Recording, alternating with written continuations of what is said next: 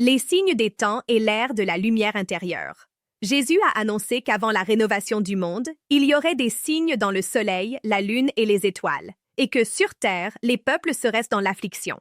Pendant des siècles, ces mots ont été interprétés de manière littérale, comme si le ciel physique se transformait en scène de catastrophe. Mais Allan Kardec, dans la Genèse, clarifie que les signes des temps ne sont pas des destructions matérielles, mais plutôt des transformations morales et spirituelles qui annoncent l'arrivée d'une nouvelle ère. Ces signes sont partout, dans la révolution des idées, dans l'avancement des sciences, dans l'éveil des consciences et dans les crises qui secouent les anciennes structures sociales, religieuses et politiques. Chaque transformation humaine, personnelle ou collective, est un reflet de la loi universelle de l'évolution qui régit le cosmos et l'esprit.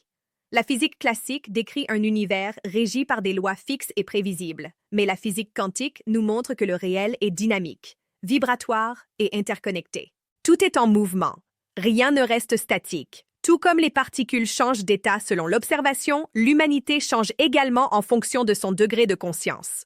L'univers répond aux vibrations morales de la collectivité, et les signes des temps sont la manifestation de cette transition énergétique. L'astrophysique révèle que des étoiles meurent pour que de nouvelles naissent. Des galaxies se percutent pour générer d'autres formes d'équilibre. La vie cosmique est cyclique et ces cycles se reflètent aussi dans la vie spirituelle de la Terre. La planète, comme un être vivant, traverse maintenant l'un de ces périodes de régénération. La biologie montre que toute évolution exige une adaptation. Les espèces se transforment, les systèmes se reconstruisent, les écosystèmes s'équilibrent. Il en va de même sur le plan moral. L'esprit qui refuse d'évoluer est invité, par les lois de la vie, à se réajuster.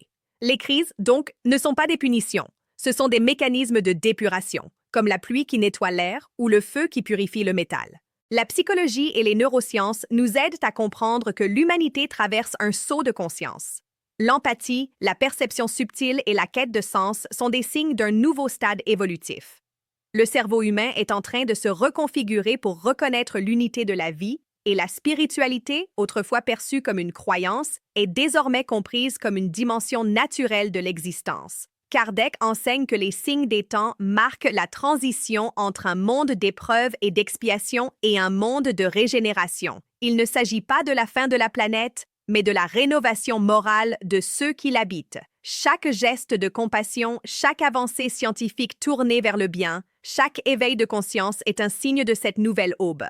L'Apocalypse n'est pas destruction, c'est révélation. Révélation que l'esprit est immortel, que l'amour est la loi suprême, et que l'univers avance, à toutes les échelles, vers la lumière. Et si vous ressentez au fond de vous l'appel pour un monde plus juste et fraternel, sachez, vous faites déjà partie des signes des temps, car le nouveau monde ne commence ni au ciel ni sur terre. Il commence dans le cœur humain.